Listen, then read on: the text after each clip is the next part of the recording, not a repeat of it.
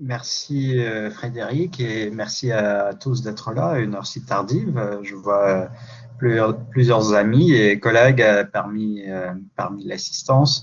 Euh, Virginie, excuse-moi d'avoir été absent au début. Malheureusement, j'ai 3 réunions ce soir, donc voilà, je vais devoir vous quitter aussi dans une demi-heure pour ma troisième réunion. Je voulais vous parler des aspects européens, justement, parce que notre séminaire est consacré aux aspects européens aujourd'hui, des applications de traçage. Et donc, cette histoire commence, vous en souvenez sans doute, il y a un peu moins d'un an, fin mars, début avril, où dans plusieurs pays européens, on conçoit cette idée que les smartphones sont finalement des outils, ou seraient plutôt au conditionnel des outils qui pourraient aider à dans la lutte contre la Covid. Et à la fois en Suisse, en France, en Allemagne, en Angleterre, surgissent les premières propositions d'applications de traçage. Et donc, ce que je vais faire, je vais faire un petit comparatif essentiellement focalisé sur les 6 premiers mois de cette histoire pour vous montrer à la fois les similitudes et les différences de différentes approches. Ce que je vais raconter va être structuré selon 2 axes. D'abord, le problème de la protection de la vie privée, tout ce qui est cryptographie et la protection de la vie privée. Et ensuite, l'efficacité de ces applications. Donc, je vais parler de ces 2 aspects fondamentaux. Alors, au début, le rêve, c'est quoi? Le rêve, c'est que si on parvient à faire un produit informatique utile, cela permettra de réduire le taux de transmission, cela permettra d'automatiser le traçage pour ne pas avoir des milliers de brigades humaines pour tracer les contacts. Et surtout, la rapidité du signalement sera incomparable par rapport à ce que peut faire un être humain, parce que sur smartphone, ça se passe très vite, etc. Mais ça, c'était les points forts, disons les espoirs au début. Très vite, on s'est aperçu que l'efficacité était un grand problème et en fait, le débat ne s'est pas tellement porté sur l'efficacité, mais s'est porté sur le deuxième grand problème qui était la protection de la vie privée. Alors, pour la protection de la vie privée, je vous rappelle quelques épisodes de cette saga européenne. D'abord, les Français et les Allemands ont commencé à travailler ensemble sur un protocole qui n'était pas celui des Suisses et des Italiens. Ensuite, donc ça c'était début avril, les Français étaient très contents, c'était 2 instituts de recherche publics, un en Allemagne et un autre en France qui travaillaient sur ces questions-là. Ensuite arrive le 26 avril, une journée vraiment vécue comme une journée noire par une bonne partie des spécialistes en cryptographie français qui étaient associés à cette idée. Pourquoi? Parce que depuis quelque temps, il était déjà clair que ces applications ne pouvaient pas fonctionner sans que les systèmes d'exploitation Android et iOS d'Apple permettent à ces applications de fonctionner. Et donc, les demandes avaient été faites déjà en direction des développeurs de ces systèmes d'exploitation, de Google et d'Apple, pour qu'ils permettent aux applications de traçage national de fonctionner correctement. Et vers le 20 avril, Apple signifie son refus de permettre à ces applications de fonctionner, tandis que Google, avec son système Android, ne voit aucun problème. Donc, sur Android, ça marche plutôt bien. Et les Allemands font leur coup de volte-face, donc changent complètement d'approche le 26 avril. Vers le 26 avril, les Allemands annoncent qu'ils abandonnaient leur projet commun avec les Français et allaient se ranger derrière le projet des opérateurs qui suivaient la mouvance Apple-Google. Donc ça, évidemment, c'est devenu une question de haute politique immédiatement. Tout le monde a commencé à discuter de la souveraineté numérique et ces débats, tout à fait importants par ailleurs, et qui d'ailleurs dépassent largement le champ des applications de traçage. Évidemment, ces débats qui ont duré des semaines et des semaines, en quelque sorte prévalaient et puis nous ont pas permis de voir d'autres types d'enjeux tout à fait importants qui étaient derrière. Donc à ce moment-là, le Comité national d'éthique du numérique dont je suis membre justement a publié un avis le 14 mai sur ces questions.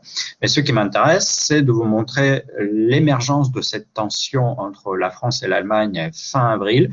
On a pu entendre à l'Assemblée nationale de la bouche d'un des secrétaires d'État des paroles à propos de l'Allemagne dignes vraiment d'une autre époque.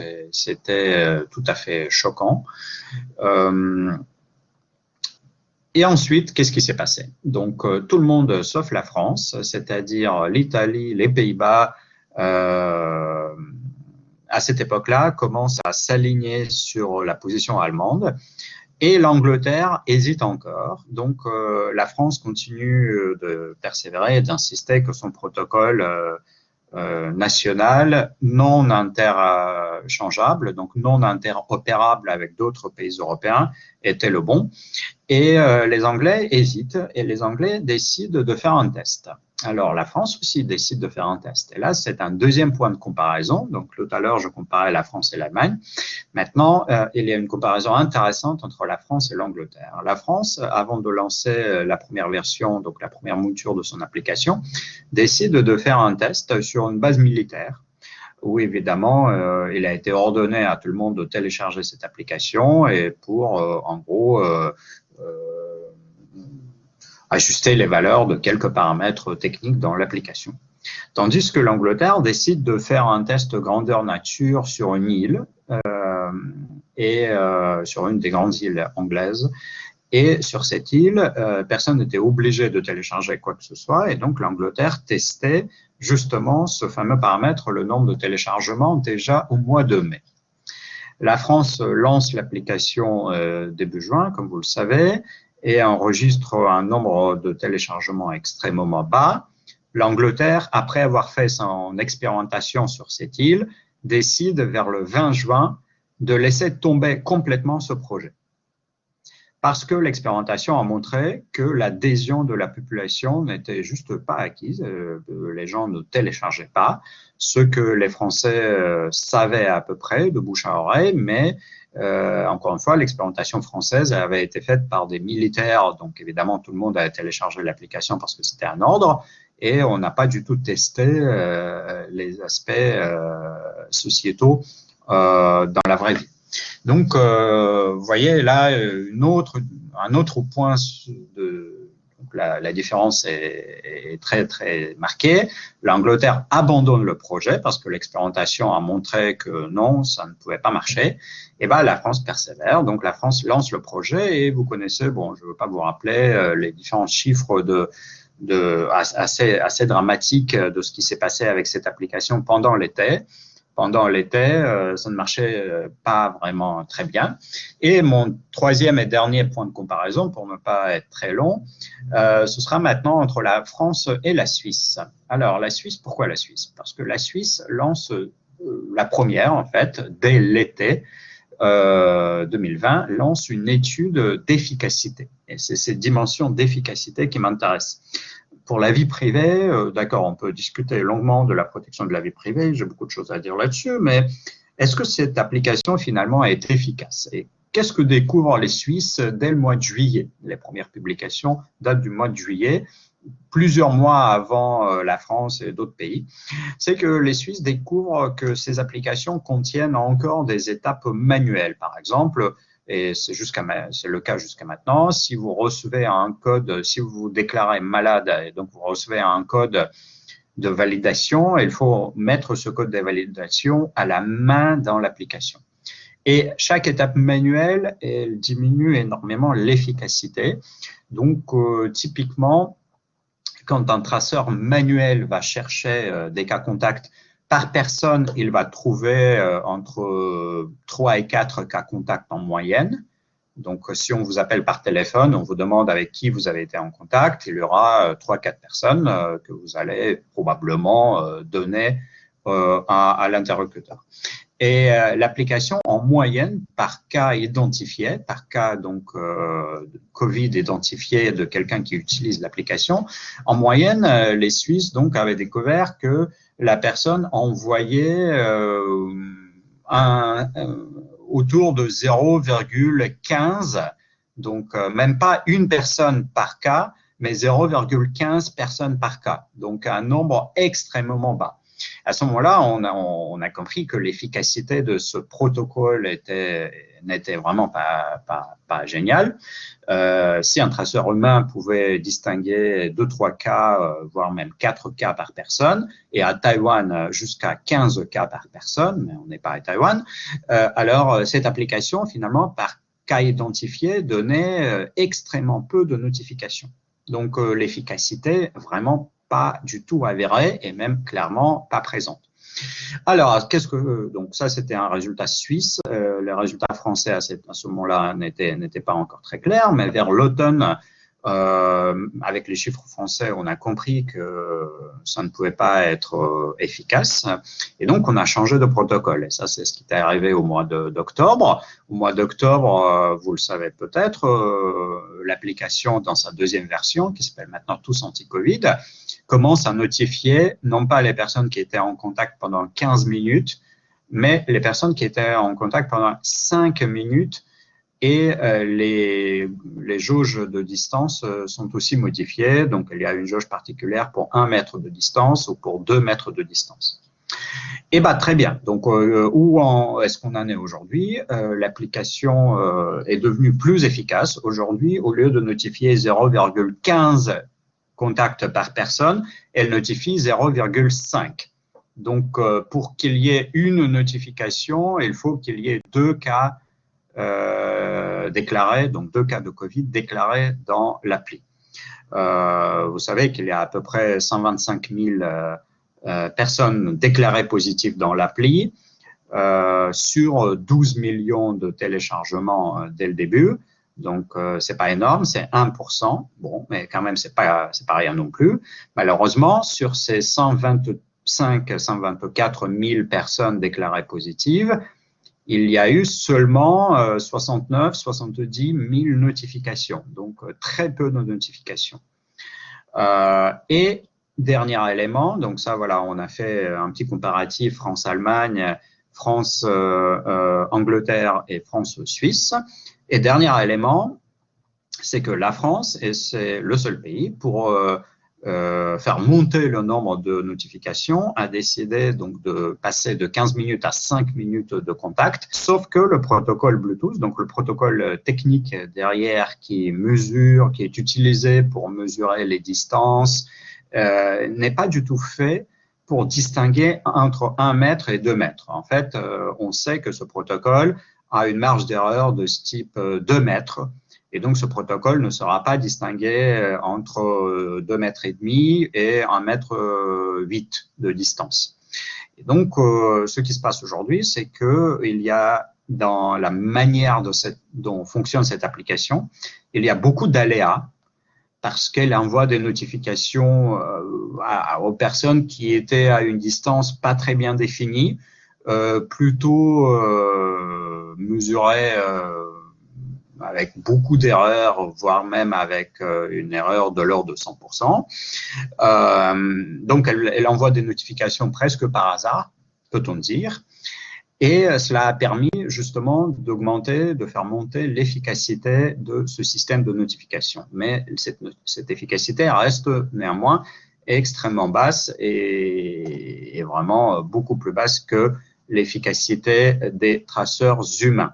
Tout cela, donc, pour vous montrer à quel point derrière ce débat sur la protection de la vie privée dont vous avez été tous témoins, vous avez tous entendu parler, ces débats sur centraliser, décentraliser, est-ce que ça respecte vos données personnelles ou pas? En fait, derrière, il y a un enjeu beaucoup plus grave parce que oui, finalement, on a construit une application qui respecte plutôt très bien les règles de cryptographie et les données ne fuitent pas, ça on peut plus ou moins en être sûr, mais derrière ces mots symboles, centralisés, décentralisés, on a complètement laissé de vue au niveau sociétal cette autre dimension. Est-ce que finalement c'est efficace? Et la réponse, malheureusement, au jour où nous sommes, c'est bah non, ça n'est pas efficace. Voilà ce que je voulais vous raconter très rapidement.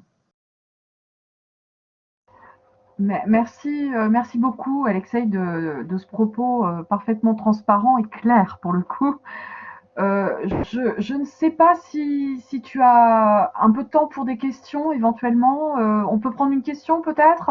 Oui, oui, j'ai 15 minutes, tout à fait. Oui. Oui, bien sûr. D'accord, d'accord. Alors, il nous reste 15 minutes en tout, donc je propose qu'on débute par les questions adressées à Alexei et puis qu'on ouvre un peu plus le cercle des questions possibles.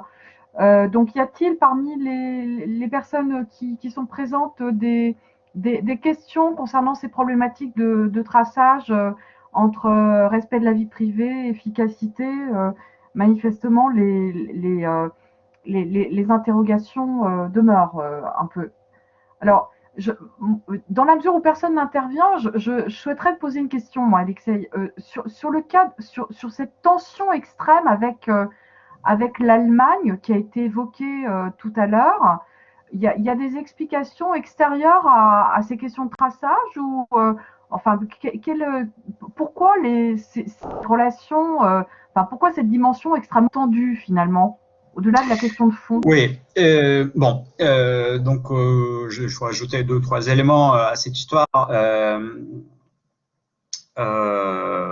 Les Allemands, je pense, quand la compagnie Apple a signifié leur refus disons, de collaborer avec les développeurs des protocoles centralisés. Donc, l'Allemagne voulait, comme la France, un protocole centralisé à l'époque. Et Apple a dit non. La France a dit, mais qui êtes-vous Apple? Nous sommes souverains et donc nous allons insister, même si notre truc ne va finalement pas marcher sur les iPhones. Ça marchera sur les Android, c'est pas grave, ont dit les Français. Les Allemands ont dit, non, mais écoutez, on peut pas laisser tomber les iPhones parce que quand même, il y a beaucoup de monde avec les iPhones. Et donc, finalement, on va se plier aux exigences d'Apple pour ne pas perdre les utilisateurs d'iPhone. Parce qu'il y en a énormément. Enfin, le chiffre, je peux même trouver quelque part le pourcentage d'iPhone, mais il est comparable en France et en Allemagne, surtout parmi les jeunes. Et donc, l'Allemagne a fait le choix de quelque chose qui marche sur les iPhones et elle a dû faire marche arrière sur le protocole, sur le type de protocole. Donc, ils étaient obligés d'utiliser le protocole dit décentralisé, contrairement à la France qui a fait un autre choix qui était de laisser tomber les iPhones et d'utiliser son propre protocole souverain et national. D'autres éléments sont venus s'ajouter à cette histoire avec le temps. En automne, tout le monde a parlé des problèmes d'interopérabilité. Ça a été vraiment très, très difficile pour la France parce que les données maintenant de toutes ces applications qui utilisent le protocole décentralisé, c'est-à-dire le protocole compatible avec Apple, Google aussi, toutes ces données sont interopérables. Et à l'échelle européenne, il y a maintenant une coordination européenne entre, je crois, 17 pays ou quelque chose comme ça, qui ont des applications, qui possèdent chacun une application. Et il y a un échange de ces données. Et qui est exclu? C'est la France. Parce que la France, simplement, techniquement, ne peut pas se joindre à cet échange. C'est un autre protocole que nous avons choisi. Pourquoi? Sans doute pour des raisons de souveraineté nationale, parce qu'on ne voulait en aucun cas céder au chantage d'Apple. Donc voilà l'histoire. Donc il y a une position de principe extrêmement forte et il y a un choix souverain français. C'est ce que nous comprenons. Sauf que techniquement, ça ne marche pas. Oui, voilà. Ouais. Donc c'est assez amusant. On a fait un choix souverain, aucun doute là-dessus. Mais ce choix est dommageable sur le plan technique, c'est-à-dire que sur les iPhones, ça marche très mal, voire ne marche pas. Alors sur le chat, une question est posée par Nadia Apchiche Mimouni concernant les éléments de comparaison dont on disposerait avec la Chine. Oui, donc voilà, là j'ai parlé des pays européens, mais j'aurais pu vous parler justement d'autres pays, Singapour, qui a fait aussi une application qu'ils ont d'abord lancée, puis ils ont vu que ça ne marchait pas, et ils l'ont arrêté, et ils ont lancé les codes QR qu'il faut scanner à l'entrée de chaque bar ou chaque restaurant ou chaque musée où vous vous rendez. Et cette approche a été suivie plus tard par l'Angleterre. Donc l'Angleterre a fini par faire exactement ce qu'a fait le Singapour, c'est-à-dire laisser tomber l'application et mettre les codes QR. Et je pense que les codes QR vont d'ailleurs arriver chez nous dans quelques semaines ou quelques mois aussi, avec l'ouverture des restaurants. La Chine n'a fait rien de tout cela, ni d'ailleurs la Corée du Sud. Pourquoi?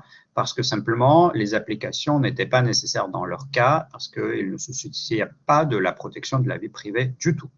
Parce qu'une application de ce type-là, c'est une solution intermédiaire entre l'utilisation par l'État de toutes les données personnelles, y compris la localisation précise par GPS, etc. Et ensuite, l'État sait qui était où à quel moment, et donc qui pouvait contaminer qui, quelle autre personne. D'accord? Et cette approche où finalement toutes vos données personnelles vont dans les coffres de l'État et l'État peut s'en servir comme il veut. Cette approche, parmi les pays démocratiques, a été utilisée seulement en Israël. Mais c'est l'approche qui a pas mal fonctionné en Corée du Sud. Et pour la Chine, on sait qu'ils ont utilisé la même approche, mais on ne sait pas quels sont les chiffres. Et donc, l'Europe a choisi, bien sûr, la protection des données personnelles parce que nous avons le RGPD, etc. Nous ne pourrons pas donner toutes nos données personnelles à l'État comme cela. Et plutôt que de ne rien faire, on a décidé d'utiliser un protocole qui utilise Bluetooth, donc BLE, Bluetooth Low Energy.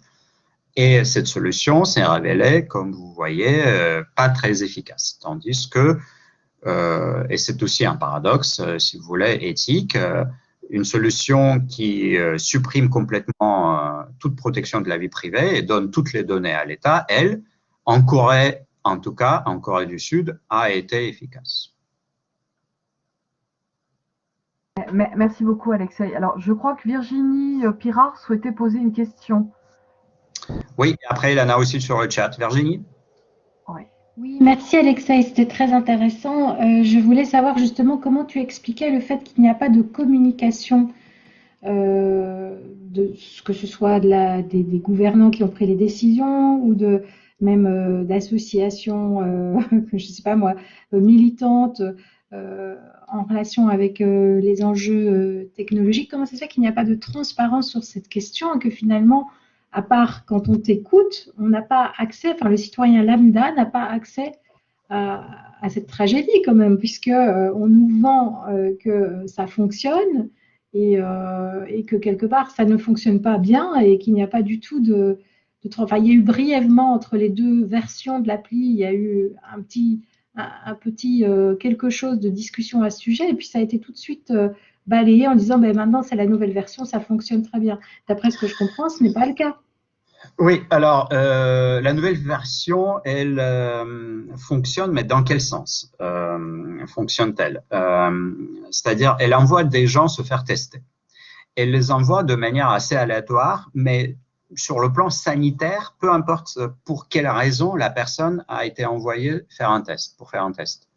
L'appli envoie des gens chez les pharmaciens ou dans les centres de tests PCR pour faire des tests. Après, effectivement, quelle est la causalité derrière? Ça, il faut voir. Mais l'appli a envoyé presque 70 000 personnes pour faire des tests, même si ces personnes n'étaient pas vraiment exposées. Certaines, sans doute, n'étaient pas exposées. Mais quand même, envoyer plus de gens faire des tests, c'est toujours bien. Donc, c'est ça la logique du gouvernement. Le plus de gens téléchargent l'application, alors la plus haute sera la proportion de ceux qui vont, une fois positifs, se déclarer dans l'application. Et donc, d'autres personnes vont être notifiées.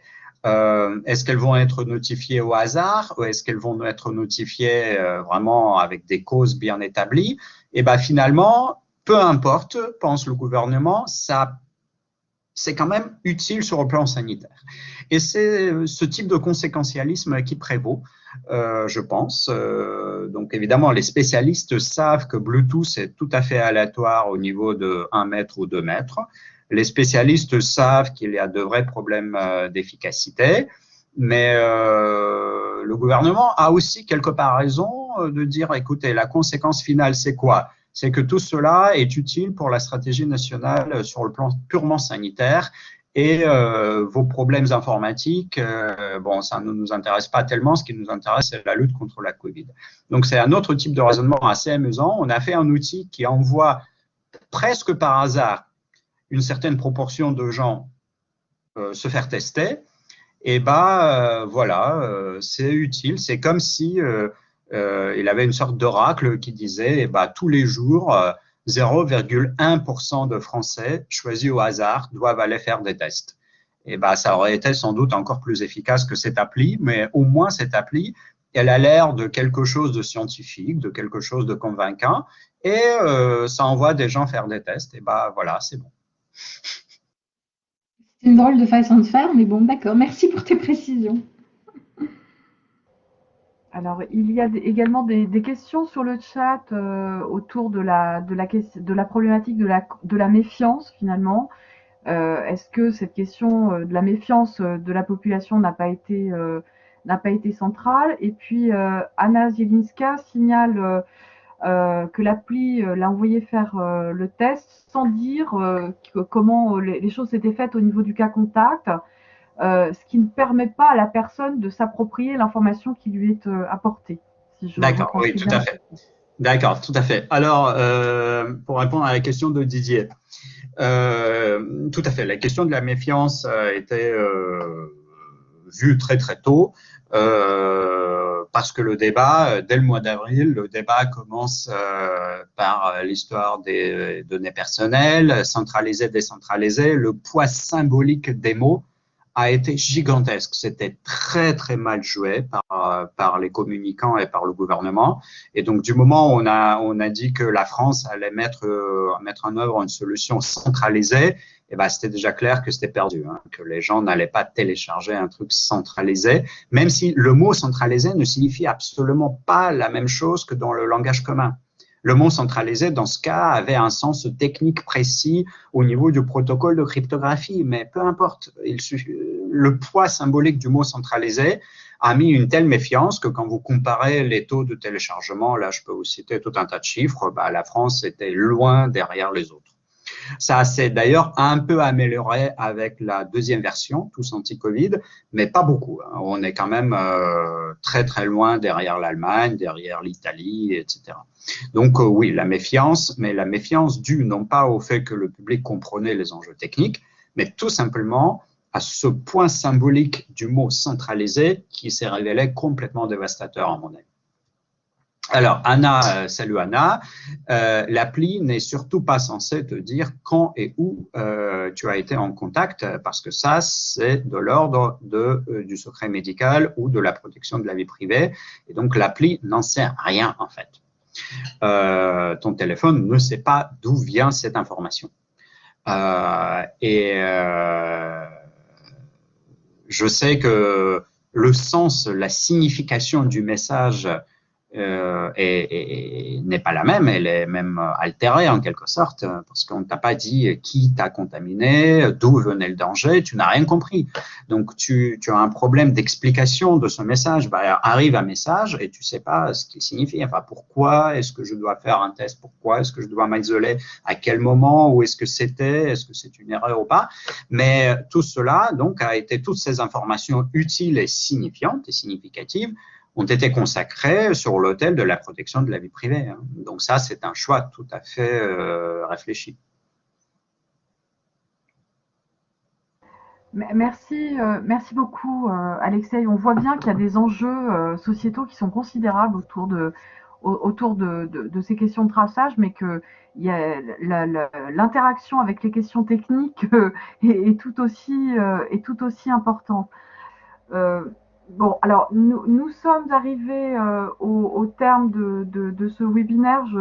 j'hésite à le prolonger plus longuement. Je voudrais simplement remercier les trois intervenants qui nous ont éclairés de leur expertise, là pour le coup, ce soir d'une façon tout à fait intéressante. Alors, la série des webinaires continue, je le rappelle. Donc, sur les questions institutionnelles, finalement, ce webinaire était à l'interface entre le précédent sur les institutions nationales exclusivement et avec le prochain qui aura lieu le 3 mars concernant les institutions internationales. Mais avant le webinaire du 3 mars, il y aura le webinaire du 17 février qui sera consacré aux enjeux éthiques d'une prise en compte de l'expérience en contexte pandémique et qui sera coordonné, animé par Paul Louveil-Dubuc. Donc je vous invite à réserver la date dans vos agendas et je vous remercie tous d'être restés jusqu'à la fin de ce webinaire qui aura été marqué par les problématiques techniques. Merci à tous et à bientôt. Merci, au revoir.